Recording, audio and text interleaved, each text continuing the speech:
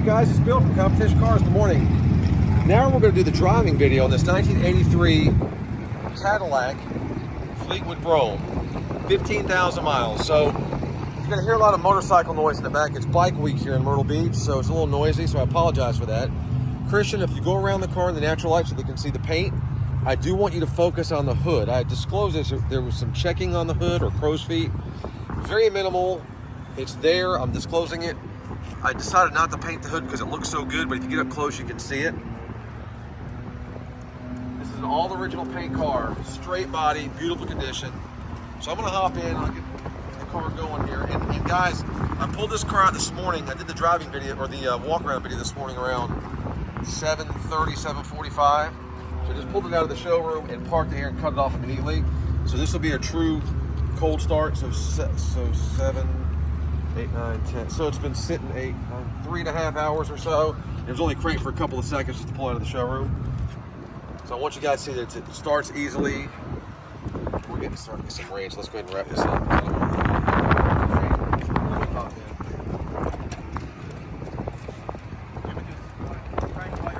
Yeah.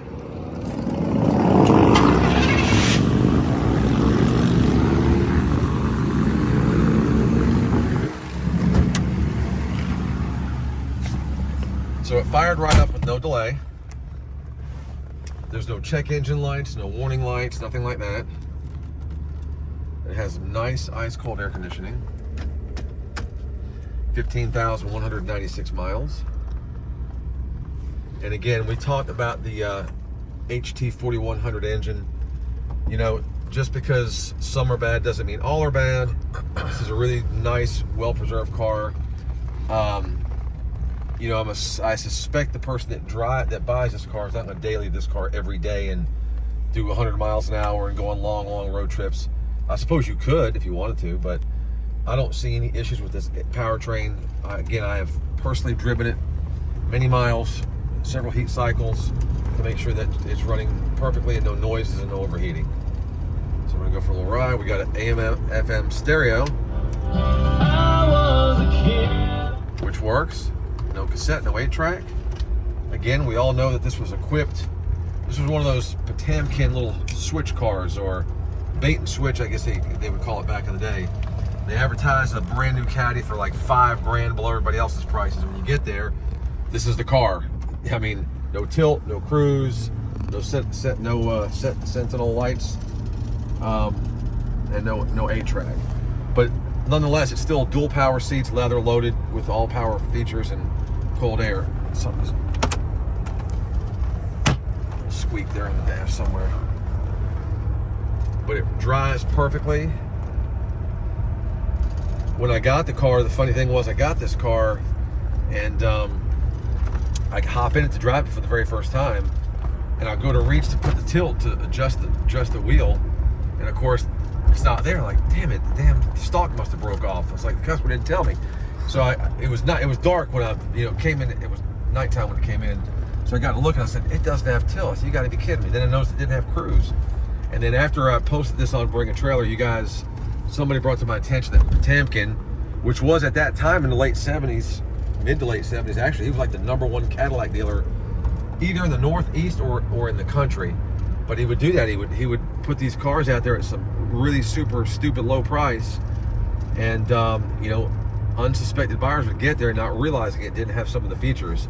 So you're at this guy's dealership. I'm sure back then they were really high pressure. I heard about dealers that would throw your keys on the roof and not let you leave, or tell you they lost the keys to your tray. Just stupid stuff. Would just really annoy the hell out of me. I would never do anything like that. But so you figure they get you in the door, you're there. So you're either buying the entry-level car that they're advertising, which probably is not even there at that point. It's already probably sold, or they're gonna sell you an upgraded car with more features and which is going to be a higher sticker price. So pretty slick marketing on his end.